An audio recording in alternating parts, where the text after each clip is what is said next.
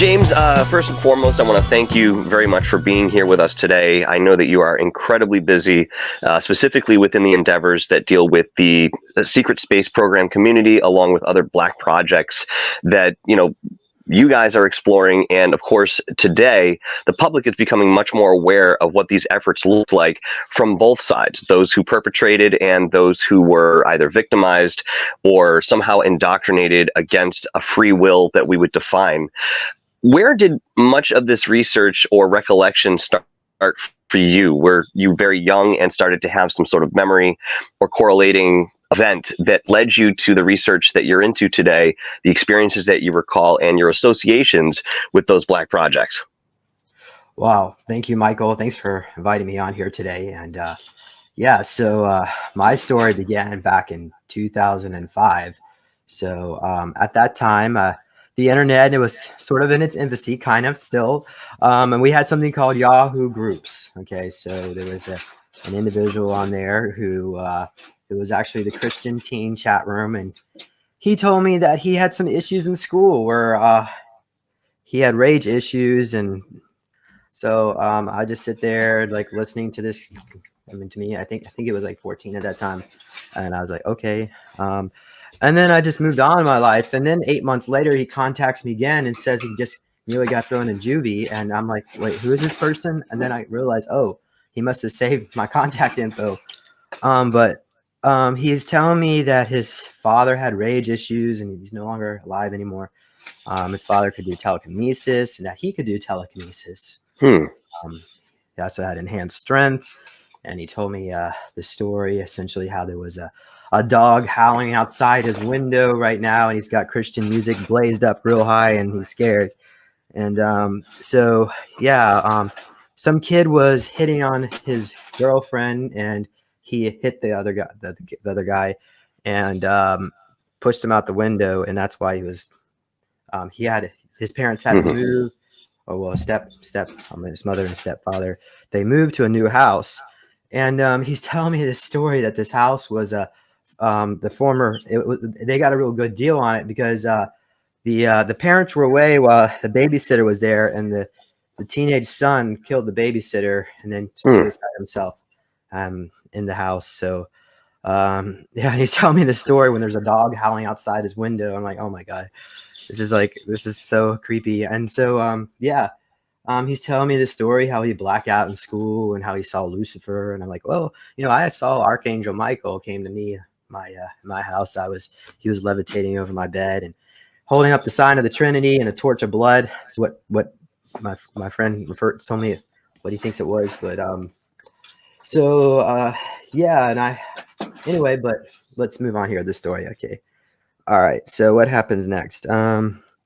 At that point, I mean, I had my Christian programming, and I was just getting kind of like, I started studying because this 9/11 kind of, the 9/11 thing kind of usually is where it starts for people when they start to wake up. They start to look at that and like, oh. And then if you keep looking, then you're finding it's a lot more. And then you just it's just kind of like an avalanche kind of effect where, well, I guess I can either choose not to or go back to sleep. But so, I was coming across the David Icke website about this article from Michael Andrew Perot, the Project Superman. So he put that out back in 1999. So back then, of course, now it's like ancient history, but back then it was pretty much the most groundbreaking information we had on at the time. So I was telling my friend, hey, go check this material out. And at that point, his altars came out because they told me that he was taken to a military facility and put on treadmills and tested, and that there was a Dr. Gray that would work on him, and that he thinks he's sleeping at night, but he is actually out there doing work. So I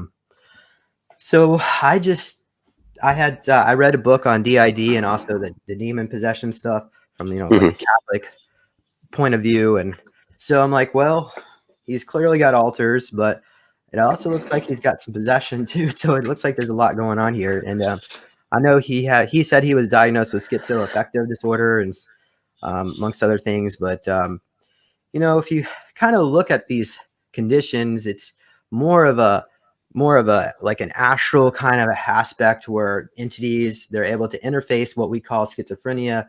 Is like more like people have these the abilities to see the other side. So so anyway, well, I recommended to his alters to just defend himself, to use his abilities to protect himself with his telekinesis. So 2 weeks pass by and he contacts me again and he says he's in a white room and all of his memories are being deleted and that soon he won't even remember me.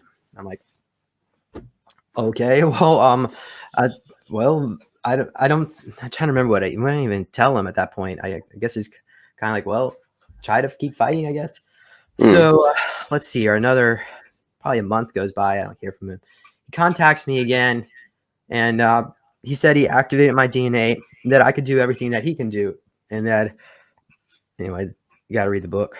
I got to go too much detail on that, but this is just to kind of clarify very quickly some of the information that you're talking about. I mean, did you mention any of this in the body of work in a literary sense that you present in your book? Do you speak on some of this, or do we go back into Andy Perro's I have all the history? transcripts that I had with Nathan in the book, so you can read that. But fantastic. Let's go on here. What happened? So I don't know. It must have been like the next day. Someone was following me around the mall, taking my picture. I crisscrossed the mall different directions, and the guy was following me. Went up the escalator, taking my picture. I'm like, oh my god. So another weird stuff happened. Let's see here. Like my dad's car got egged. My window got broken. Let's see here. I had other crazy stuff. But Nate said that he was going to take care of it, and eventually he contacts me. So that's when, let's see here, right around the same time, after he supposedly activated the DNA, I was upstairs on the computer late at night, and it's February at this point, so I heard some papers moving around in the kitchen at 2:00 in the morning. I'm like, oh my god, down there. I don't want to even go look because there was some steam from the room I was in down there. I'm like, so eventually I had to close the stairs to go to sleep. And when I went down into the kitchen to close the door, there was this green colored LED light moving around. And I'm like, oh my God, I'm just slamming the door. I don't even know what that is. And then the next morning when I woke up, I slept in the sleeping bag because I know I talk about it in my book. My family they never even wanted to turn the heat on. They always wanted to save money, but they had a nice house, but it didn't matter. So, and it was usually just the room I was in. They were just, it's a long story. Anyway, the point is, I woke up in the morning from the sleeping bag and I had 3 claw marks going down my shoulder. Oh, wow. So, and then after that, I started getting laser cuts and now I get them every day now. So ever since then, but, I have scoop marks, laser cuts, triangular shaped scabs. I mean, when people start to experience something like that, a lot of times, especially today, they would resort to a paranormal explanation. But when you talk about scoop marks and laser cutting, at what point are you looking at your body and seeing these different affects and saying, okay, this is something outside of this environment. This isn't an immediate attack that, maybe something demonic would pull.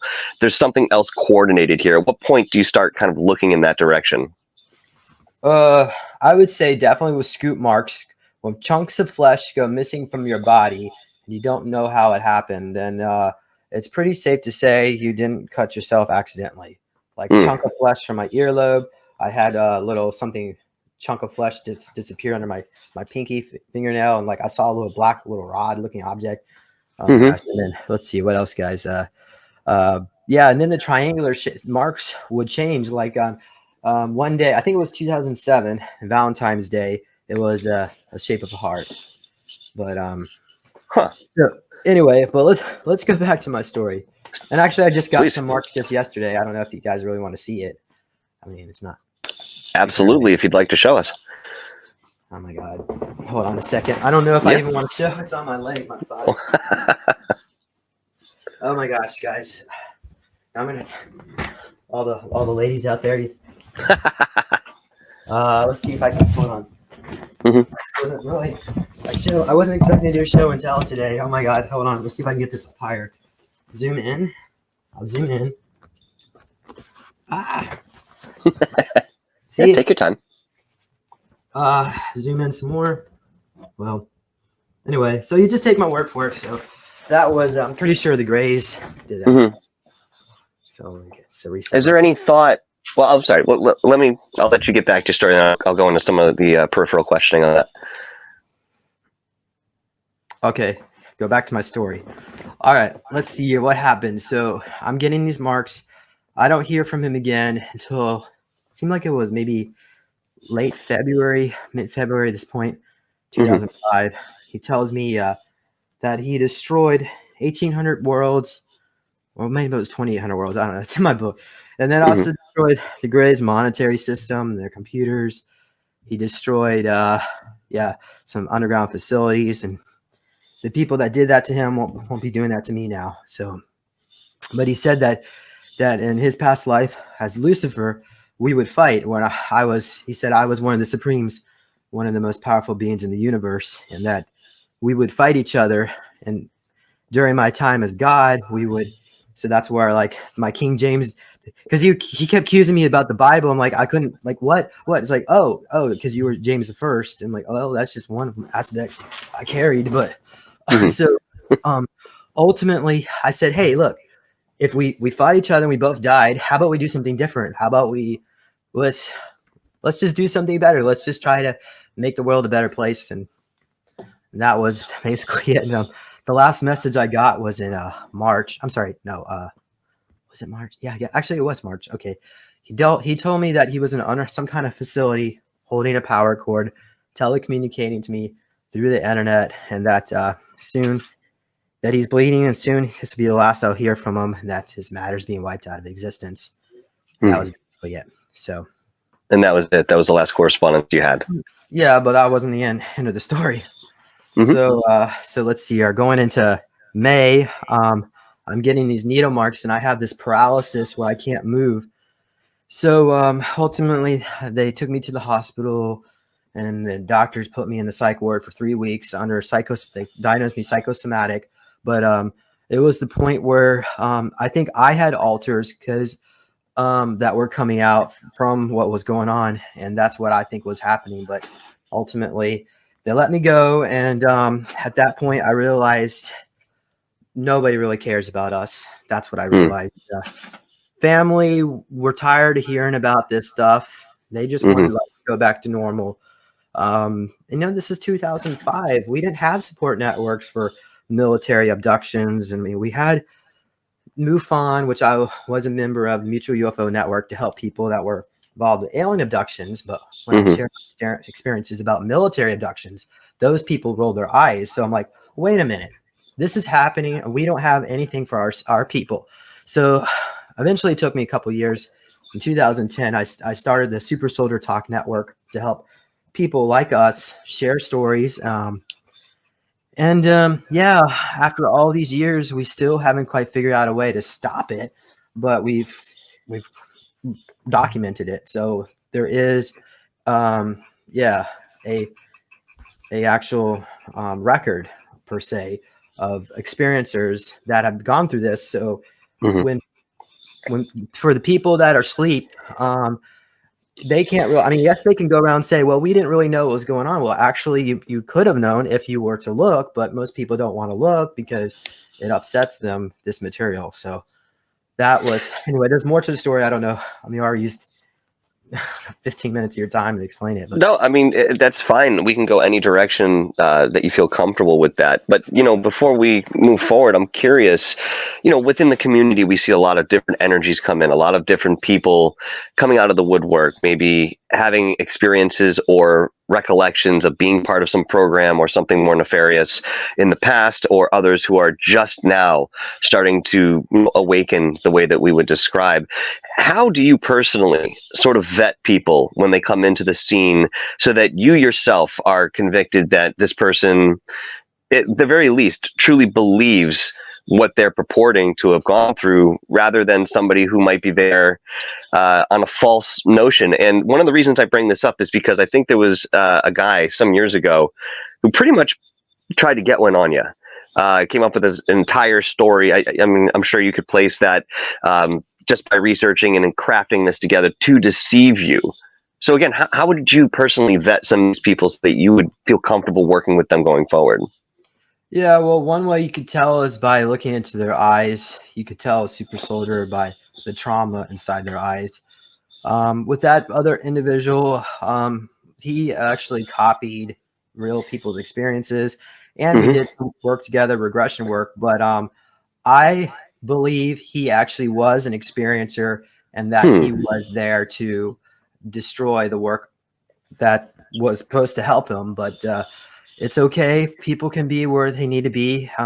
He actually said that I was a good person, which is pretty amazing. He's doing a hit piece on me, and he couldn't find anything wrong with me. So, well, I mean, I guess as a friend. So yes, there is ultimate acts of betrayal in the community. I've remember another individual years ago um, told me that he had some he believes he was a product of Montauk, and I'm like, okay. So Hmm. I knew that I was. I didn't really remember too much. I mean, over time, I got some recall on it, but he wanted to do some regression work, and then I during the regression, I was telling him some of my own memories and experiences, and ultimately, under regression, we weren't able to get anywhere. So Hmm. he was going around telling people that I didn't know what I was doing. I didn't know how to do regress people, and I didn't have a license, and you don't have to have a license because it's not a science, it's a pseudoscience. Well, there are two states you do need it. Of course, that might change by now, but ultimately it's just so I reach out and say, hey, look, I volunteered my time. I didn't charge you any money, and if we weren't able to get any memories of you at Montauk, then maybe you weren't there. And so yeah, he was going around threatening to destroy me. Hmm. So at that point, yeah, I think he was like, he said that he wanted to like play with my friend's feet. He was just too crazy. So I had to block him. And then he was going to some of the people in my network, like Laurie and Fenton's show, and he did a show about how he was at Montauk, and he was saying the things I was telling him. That's not fair. Oh my gosh, he was, and I told Lorian that he's. I even found the article where he was breaking into people's homes to steal money for heroin, and I Hmm. found it like in Long Island or something. And oh yeah, he was so pissed because he went on there on a pseudonym and had his legal name in this article, that he went to jail and all this. So anyway, but he still keeps popping up from time to time, and oh my gosh, he's got to do some work on himself. That's my opinion. So. That's always been the core of conversation whenever I've spoken to that individual and tried to guide him initially, from knowing him. What he needed to do was self-healing. And with certain people, especially that person, even through talking to him at length and doing a show with him and going behind closed doors and, sharing whatever information, I never really felt there was no resonation that he was part of Montauk specifically. I believe that he had something go on with him. Maybe earlier on in life, maybe his family was aware of this. It could have been outside of the realm of mental illness. It could have actually been something militaristic that he had experienced. But was it Montauk?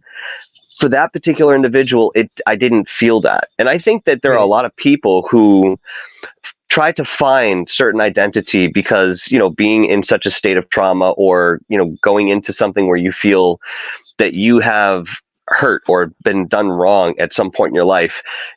As you mentioned, there at certain points there weren't a lot of support groups for this, so people would sort of latch on to each other and onto scenes and then create an identity within that they then make something more familiar with themselves, even though at the helm, I mean, they're only doing the topical research into themselves to really solidify and say, yes, this is where I'm from, or I experienced this definitively. You don't find that very often in a broader sense within our community. well, I reached out to my Native American friend. She's from the Chinook tribe, but she has abilities, and and her guides told me that this particular individual was a soldier during World War II at the Camp Hero facility, but he Hmm. didn't have access. He was not part of that program, so he Hmm. kind of knew something weird might have been going on, but that was yeah. So, but yeah. Anyway, so let's see here. Where do you want to take this conversation next? What do you want? Well, going back looking at the secret space program as a whole, I mean, initially Corey Good seemed to be somebody who was more ancillary in terms of this movement. He was there to be supportive. He was there to release more information, sometimes more revealing information. And then very recently, we saw him sort of recount some of this authenticity because, you know, he was under a court of law trying to defend certain intellectual property, we'll call it. How does a person like this, Corey Good, of course, you know, begin as somebody within the community that seems to be a pillar, and then as soon as, you know, he feels he's done wrong, there's you know, certain finances or funds at the helm, totally flips a switch? I mean, would that be under the same category as some sort of, you know, intellectual Manchurian candidate, wherein, you know, again, he starts off looking one way and then, you know, switches into another form? I mean, how did that affect you and the community that you're familiar with when he came out and was giving this testimony that, you know, I came up with the 20 and back and so forth? Well, first of all, I came out before him, so back then we called it a my lab. So if you Mm-hmm. spent time working for the military in these covert projects, you were just spent time in the my lab. So we didn't call it 20 to back. And I believe it was actually Jason Rice that might have came up with that, but we'll see. Maybe some of the audience members could correct me. But yeah, so Jason Rice was another person where he was also ostracized, and he had to pull out because of a job and also all the attacks. So I was there when I was watching how some of my colleagues were threatened by that person that Mm-hmm. you were discussing, and I didn't like how he was treating, for instance, Ileana the Star Traveler, and some of these others, and also even people in my network would reach out to him and personally and ask him, "What do you think about James Rink?" And he would say, "James Rink's the real deal, and he's scary as fuck out there in his super soldier body, but I'm not allowed to talk about it." So, so I prefer, you know, he leaves me alone, I leave him alone. But yeah, it is kind of unfortunate he had to renege because of money and this whole court system. But his early material, I believe, is really all, to me, it just seems accurate. Maybe I question the intention of the what was it, the blue avians that he was promoting. Mm-hmm. And the reason why is because back in the day when I was interviewing Jay Essex, he was also remotely contact with these blue avians. And oh wait, it wasn't Jay Essex who said this. It was Peter the Insider from the ACIO. He said that those blue avians, they came to the ACIO and offered to help humanity solve us with this cabal issue. And what they wanted to do in return is change the laws of physics in this part of the sector of space, and to experiment on it. And the Mm-hmm. ACO told them to go fuck themselves. So essentially, they also had their agendas. I mean, sure, maybe they were trying to help and to help themselves also, but yeah, I like to think that maybe there are some beings out there that are purely benevolent, but I think a lot of them just don't even want to deal with any of this 3D reality that we're kind of stuck with. So that's. I mean, do you think that those entities' perception is more benign? You know, the way that we might look at a certain part of the animal kingdom, you know, live and let live. It doesn't really affect us either way. Rather than having an opinion one way or the other, which I think is more of a polarized sort of thing, something that sits within duality. I mean, you say good, evil, you know, preferable, non-preferable. They like us, they don't like us. I think a lot of that is more of our perception. What would you say about that? Well, from an alien mentality, you just have to think in an alien way. It's just kind of, it'll be hard to comprehend their thinking processes from our perspective. But I really feel like most beings out there are just kind of want to be left alone and just do their own thing. Mm-hmm. Occasionally, we have a few bad rotten apples. I don't know, what are we looking? Maybe somewhere between 2 to 6% of all people, usually causing all the problems anyway. So Mm-hmm. from those 2 to 6% is where you would need a super soldier. And so, and I was utilized in those particular programs. But yeah, hence the name of my channel, Super Soldier Talk, also, which I recommend you subscribe on Rumble. But yeah, so the Montauk was just one project that I went through before I became a super soldier. Which is interesting too, because at one point you had sort of looked at the timelines in our conversation and thought, maybe Super Soldier came first, maybe Montauk came first. There was some sort of nebulous thought behind that. Do you have any more information since I last spoke to you that would suggest you would see one operation come before the other? Well, in my presentation, actually, I don't think I ever published this one, but it's my Super Soldier Talk presentation. Well, Mm-hmm. there's different types of super soldiers. Of course, one of them would be the ancient super soldiers. So these are the gods, the goddesses, the Mm-hmm. demigods, and so on. So these beings were created to protect certain um, sacred locations, like King Solomon's gold, for example.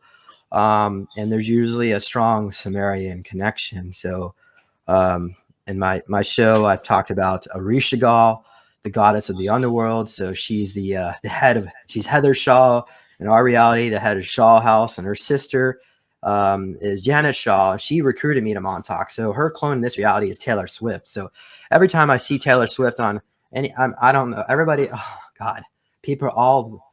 You go on those YouTube videos and how people are all like amazed by her, and I just like want to throw up when I see it, but. But Taylor Swift, does she even know she's the claw of Janet Shaw? I really don't know. But that soul energy would have been in that body, and she did have some musical abilities. So you have to have. You can't just take. I can't just take you, Michael. Well, maybe you can sing, but say you can't sing. I can't just put you in a machine and make you sing. You have to be able to have some experience in your past lives and so on. So she had the ability, and they just enhanced it, and now she's a pop star. Ugh. Which sort of fits in line even with what Alondra Marklin was mentioning in the documentary that we all did together. And obviously it wasn't expounded upon in terms of, some of these Montauk children writing or at least exploring the fundamentals of what we have for pop music today, with the idea that this does influence us one way or another, considering the chord progressions, the fact that we're moving away from a natural hertz that resonates with the earth and going to 440 instead of 440 432. Little subtle changes that might give the person operating that or guiding the music a leg up in terms of manipulation. But when we look at this at large and you start mentioning names like Taylor Swift or Vanessa Kirby or some of the others that has had this sort of history, at least verbally, where do we get some of that information that we could lean on it a little bit and say, yes, we have something somewhat evidential that really prompts a momentum moving forward to explore this aspect of this person? Because again, when you mention names like that, everybody, knows Taylor Swift. And so they have their own opinions that are already formed. And, just mentioning it, I find hasn't been enough to really convince people that there might be some legitimacy to that. Let's see here. We can look at, so you want to know actual connections. Well, there are some people in my that have reported on this, the different planetary corporations. So we have at least anecdotal evidence, but of course ACIO has put out reports on it. And when I was working with Peter the Insider, anyway. Mm-hmm. Yeah. So we can even do maybe a rundown and try to maybe look at each planetary corporation, at least the bigger ones, and see how it relates to our reality. So we have Monarch Solutions, which is been around since the time of Atlantis, at least 10,000 years ago. The beings that are involved are like crossbreeds, so they're like a human hybrid mix, and many of them live over 1,000 years or longer, and they have re-aging tech. So this dome under Toronto area stretches out for about 100 miles, and Monarch was responsible for helping us win the Revolutionary War. So the head of Monarch was Paul Serene, and his reality, his clone is the actor Paul. I'm sorry, oh my God, Kevin Spacey. I'm gonna get it. So Kevin Spacey, yeah. So does Kevin Spacey know he's a clone of Paul Serene? I'm really not sure. He might, but typically. Kevin Spacey would do that. I mean, sorry, Paul Serene would make clones. They would make clones themselves. So when they go in public, they're kind of treated as a celebrity, but people don't really know that they're not really good people. But I guess now we kind of know that Kevin Spacey isn't really that good of a person. But that is true. So that's kind of changed. That's changed. I guess even his clone couldn't help himself. But oh yeah, so let's hear. So Monarch, yeah. So they helped us win, and as a thank you for helping us win the Revolutionary War, they were given rights to do as they would please, and there's another military contractor called Kruger Mercenary Corps, and Kruger was created by Gabriel Kruger. So Gabriel Kruger was, I think he was born like in the 1820s or 30s or something like that. So he time traveled into the future to the 1910s and helped set up the Kruger Mercenary Corps. But this was in an alternate reality and where the Nazis won World War II. So Kruger does exist here. The different factions of, because I've talked to some of the descendants of Phil Schneider, and one of these people actually said that he saw me. I don't remember him, but he said that they took me out of my school here because I live in Charlotte. So when as a kid, they took me out to a place near Lake Norman, and there was a submarine base in this quarry, which actually went underneath North Carolina. And it took me to the mountains, the Black Mountain area, where a lot of these Germans paper clips had airdropped during the war. So it was oh my gosh, but anyway, the guy that was responsible for the Holocaust. Did one of those scientists? No, the Nazi SS. Well, anyway, it doesn't matter. So the point is, I remember being in that facility, but yeah, they trained us as kids they indoctrinated us, and then from there I was sent off to Mars. But after all that, I was put back. Spent 330 years and came back. But and then there was other clone bodies, like for instance the Montauk trajectory and some of these other ones. But yeah, essentially they called Kruger the other Germans call him Fruity Kruger because oh my gosh, I'm gonna get in trouble if I say this, but I don't want to say it. But what I will tell you, like at Jack Parsons' lab, I think that was in California, right, Michael? I believe it was. Yeah. So there were children that were taken to the facility, and their arms were being cut off, and then they got regenerated and put in there. The memories were wiped, and they were put back, but they might have some scar on their arm, and like people, like the parents were looking at it, like, what's wrong with these children? They're like, why are they? And that's where the whole Freddy Krueger kind of idea came up with, because Krueger was abducting these children and putting them back. But at least they put them back, like in the movies. Freddy Krueger didn't put you back, but not generally. Anyway, so but yeah, Fruity Krueger, and that's all I'm going to say about it. But anyway, so oh my gosh, where are we at here? So you want to know about Montauk? I mean, I know that you have limited memory of that. So whatever you're comfortable sharing, with us in terms of Montauk, I'm open to hearing. Obviously, knowing that some experiences are more traumatic and personal. Well, obviously, we don't have to approach those in any way, shape, or form. But in a more peripheral sense, where do you sit with this? Because even though you're the super soldier talk, and I found you through that, one of the things that drew me to you initially years ago, I think it was 2016, maybe. In one way, shape, or form, I had become aware of your presence here. It was the Montauk stuff that I identified with so wholly that I was drawn to you in that respect. So I mean, what can you share with us about those memories? I mean, you mentioned a few things in the documentary, but what could you share with us about what you remember that time period to be like? Certainly. So there was a mission that I was involved with Kruger, where I was sent back in time to the 1820s, and I think they actually put me in a female body, and I was in this lesbian relationship with Heather Shaw. So I was like her personal bodyguard, and I was sent there to take her out. So I did. I took her out, but she didn't stay dead. I don't have the information on that, but she had a vengeance against me. So that's why she sent her sister, Janet, to recruit me to Montauk. So how I actually got to Montauk, I'm not really sure how it actually began. Where they took me, but I do see myself there in the barracks, and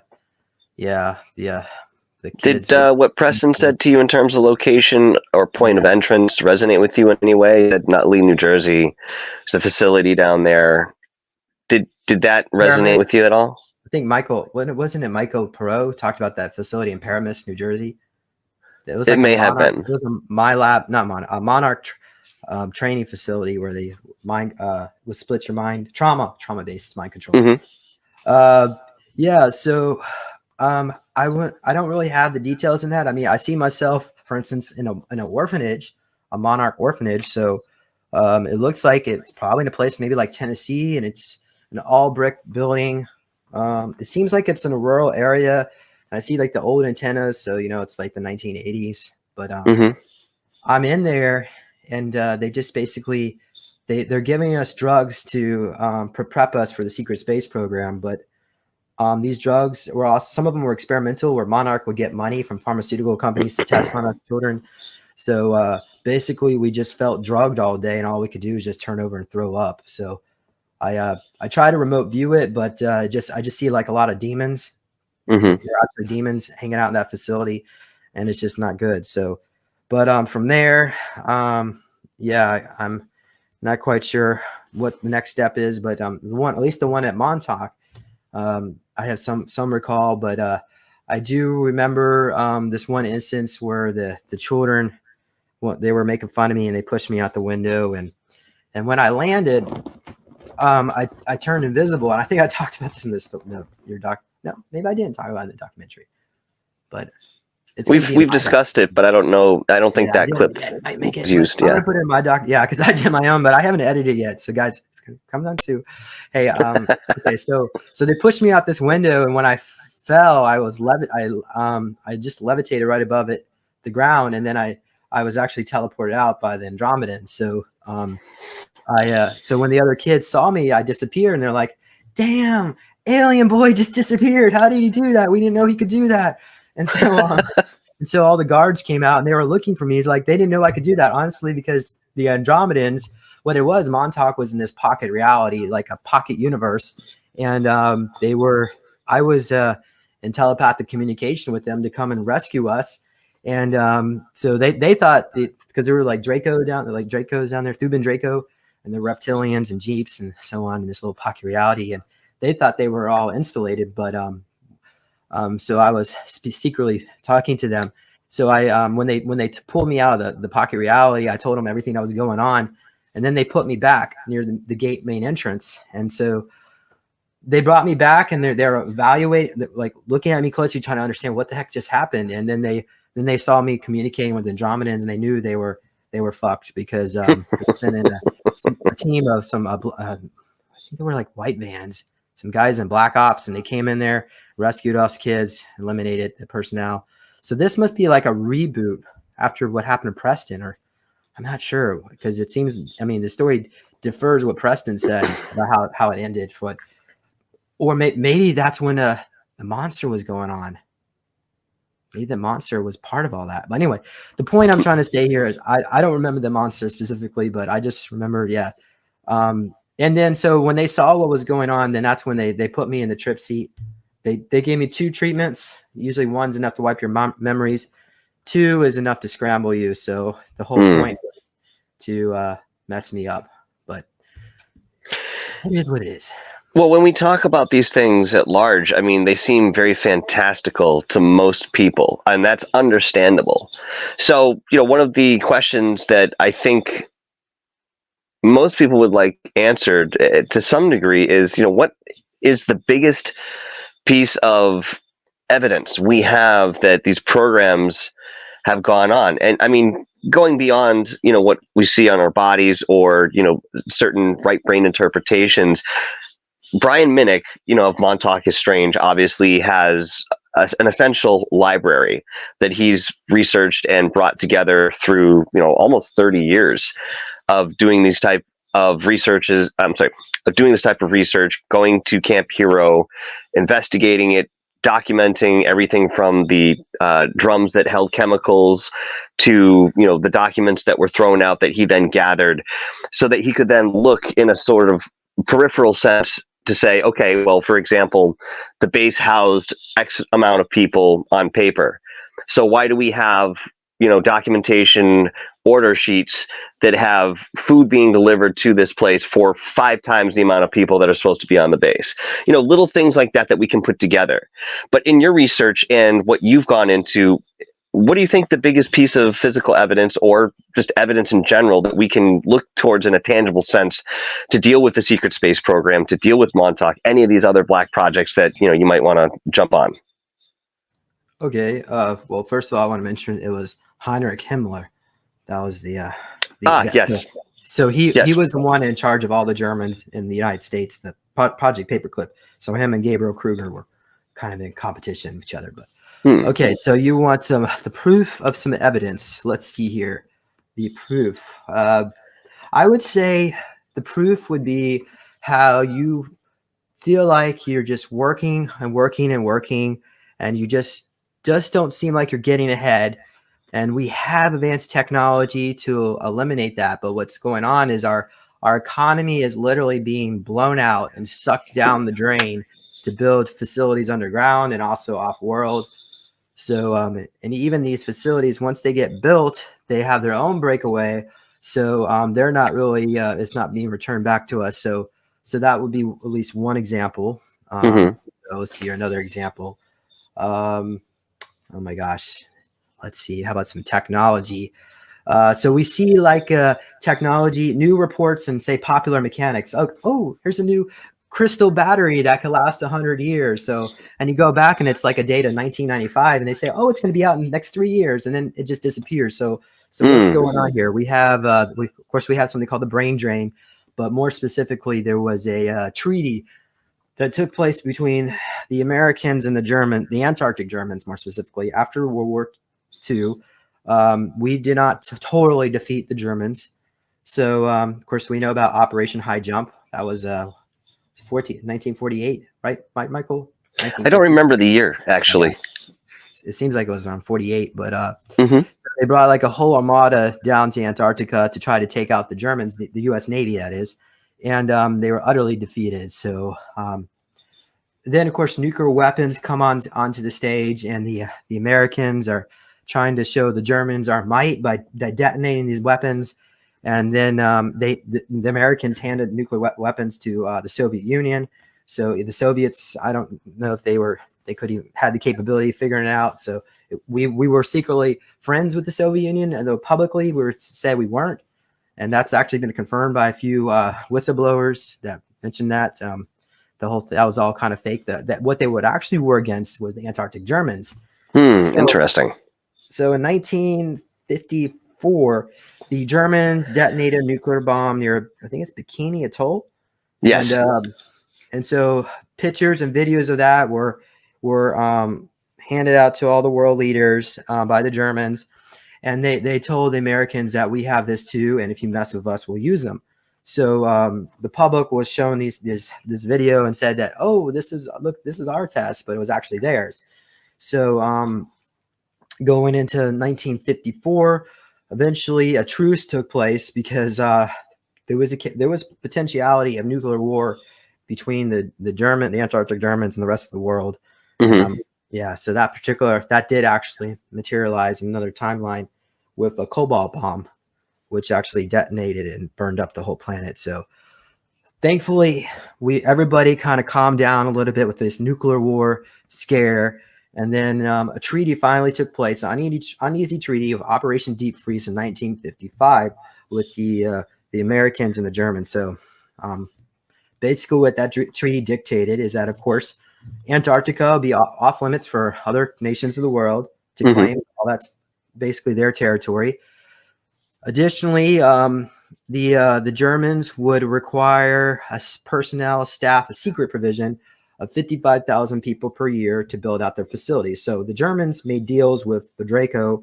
For example, in 1939, they began building out facilities on the moon, a 100-acre area called Lunar, which later became Lunar Operations Command, Lunar Space Operations, according to Ileana Star Travel. But so we had facilities being built out on Mars, on the moon, and the Germans, again, we had 400,000 personnel that went to Antarctica during the war. And about a third of that population had died building out these facilities. So Wow. Imagine if 1 hour every 3 people that are now dead. So they needed more personnel to keep building out these facilities. So the Americans agreed to loan them 55,000 people per year, and the Germans would be able to pick who they wanted, and then they would serve for about, let's see, I think it was 5 years. Yeah, I think the first term was 5 years, and then at that point they would either be paid or offered German citizenship in the breakaway. Well, what happened is in 1958, it was 56. The Germans got a hold of technology to erase your memories, Mm-hmm. and also and to re-age you. So once they got a hold of these people every year, they realized they could just keep them out there for 20 years and then erase their memories and re-age them and put them back where they were taken and not pay them at all. Or they could just put a clone back and keep them. So so obviously you can see the treaty immediately was violated, but ultimately the Americans allowed it to continue because the Germans had promised them theory but not technology. So that's why the Antarctic Germans were on almost every university board of directors. Every large corporation had to have these Antarctic Germans on their board. And that's where we had the McCarthyism back. I think it was like 54, 55. Senator McCarthy was seeking out commie spies. So that was the Eisenhower administration. So they didn't care about not commie spies, not really anyway. What they really cared about was the Antarctic German spies. So That's curious, and certainly not public knowledge in any way, shape, or form. I mean, most people believe what the history books have told us. That is, we defeated Germany and everybody was happy. We all lived happily ever after. We even helped Germany rebuild. I mean, there's this whole idea about the war that we kind of just swallow hook, line, and sinker without doing certain research. I mean, I don't know why that's the case. Maybe it's easier for people in the general public to just accept that as what it is, seeing that it's a long time in the past, or at least that's the way it's viewed. But at the same time, a lot of what you're talking about today, even is kind of really coming to mind about certain timelines that we may traverse, or how timelines shift based on individual choices and collective choices about what we experience as a species or as a reality, I think is more accurate. In your thoughts, how malleable are the timelines really? You said something about 9/11 earlier. A lot of people point to that period of time as a divergence from where we were prior to, and there was something that happened in the early 90s and then in the late 70s that also kind of points towards that reality. What are your thoughts on the malleability of timelines in general? Yeah, certainly. Well, I believe that if the consciousness of the planet remained positive, then the plans of the dark side are only allowed to materialize when people are negative. So essentially what happened here is on planet Earth, the human population has been traumatized and abused for eons of time, to the point where everybody's just tired. They're just tired of fighting, and we're told to turn the other cheek, which Jesus would not say that. That was all put in there. We're supposed to, we're told to submit to being abused, and we're like, oh, it's a growing thing. We're being growing. I know some people in the spiritual, and I just cringe when I hear that, because our whole reality was created to basically abuse each other so that we could grow, and then as we grow, there's more souls for the higher realms to control. So it's all about those people don't care. They're not being abused. We're being abused down here while they're up there basically partying, having a great time. So we have like this disconnect in reality where people are just abused. So what happened? A call of action was put into place, calling all the star seeds and to show up, indigos, and to show up here on planet Earth to take on a body, and probably a crappy family, because that's usually what happens. There's like a facility on the moon where a computer determines where your soul will go It's usually controlled by some kind of archon. Hmm. And if you're a really positive soul, they will put you with a really crappy family to beat you down because it's trying to create like try to keep everything neutral so it can keep the control grid. So so a lot of these people were gone through a really bad situation. So but it didn't matter because more and more of them showed up. And what happened is when we changed the planet to more than 50% positive, that was in August of 2020. I actually looked at my notes. So that particular date, we went more than 50% positive. So now the plans of the dark side are not able to materialize. So it requires us to be negative for them they can pull it off, the negative things. Sure. So what happened? Well, they went back in time. They're going back in time 20 years, back to 9/11, and they're going to try it again. They're going to do something different, but it doesn't even matter. They're caught in the time loop because they cannot come along with us to this higher dimension. Their energy frequency is so low, and good luck. Try it again. Maybe do something different, but I don't. It doesn't matter to us. We're moving on. So, what do you? I mean, that's Michael. sorry. Did that answer your question?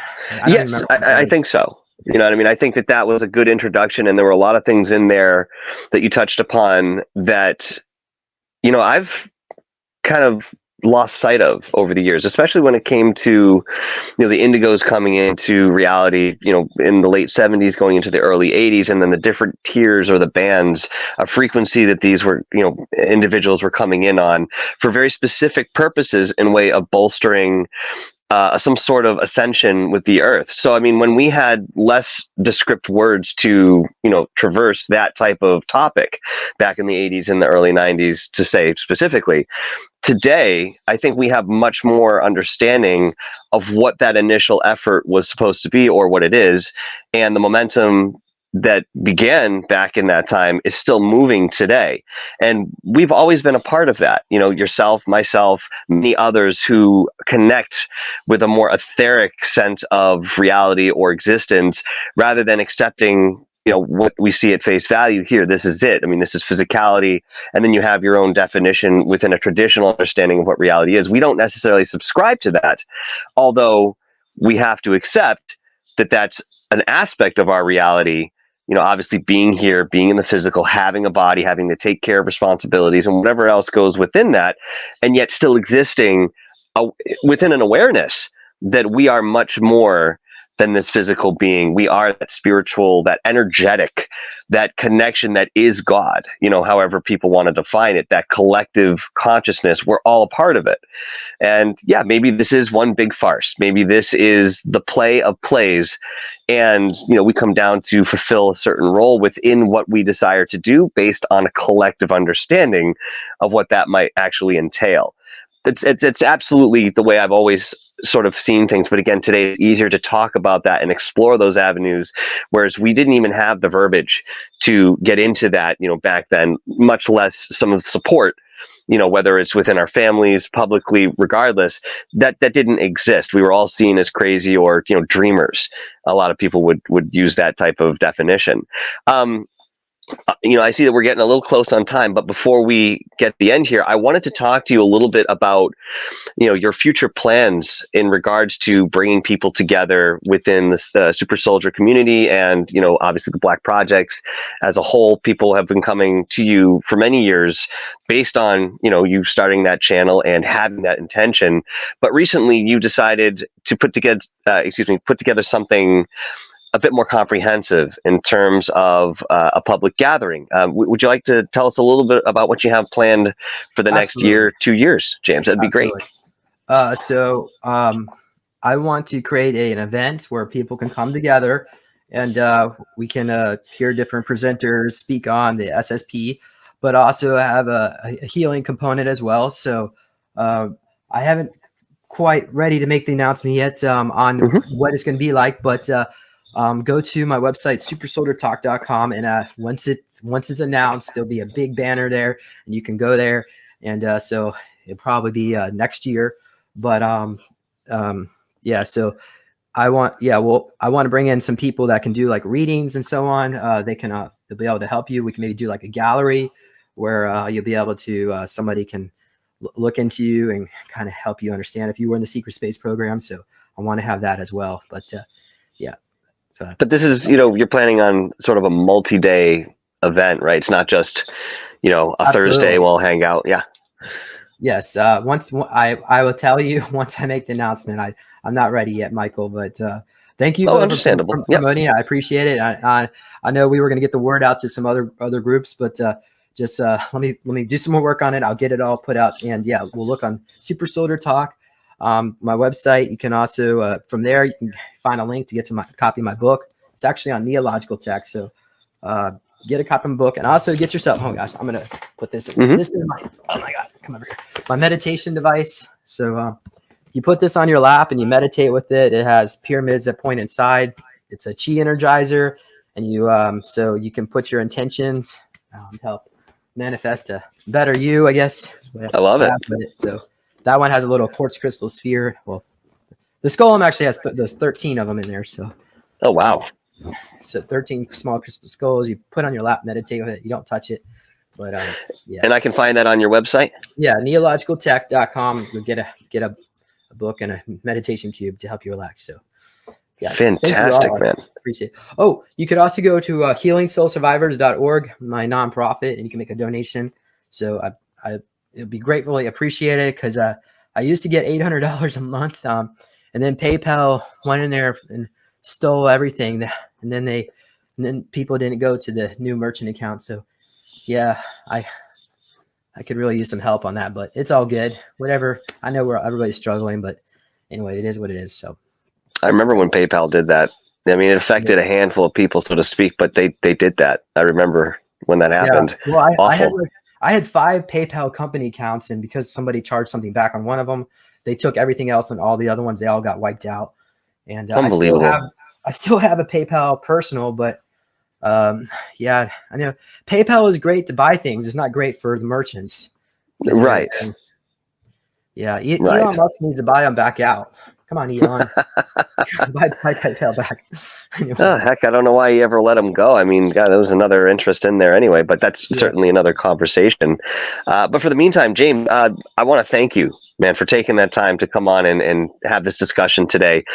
Of course, I have, many more questions for you and certain avenues that we can traverse, and hopefully you would be open to come back on at some point and we can get into that as well. But, thank you so much for your time today, man. I really enjoyed this interview. Thank you, Michael. I really enjoyed your documentary. I was extremely impressed. Wow, you were really good. I loved the music, the classical tones. It was very somber, and I guess it was kind of the tone that we all kind of felt. So thank you, brother. Yeah, I appreciate that. It means a lot coming from you, to hear. And of course, knowing that I've followed you. Go ahead. Let's collaborate. Let's bring you out to my conference, and then we can put together another documentary. So sounds like a plan to me, dude. Right. Absolutely. Thank you. All right. Well, thank you very much, mate. And we look forward to seeing what you do next, James.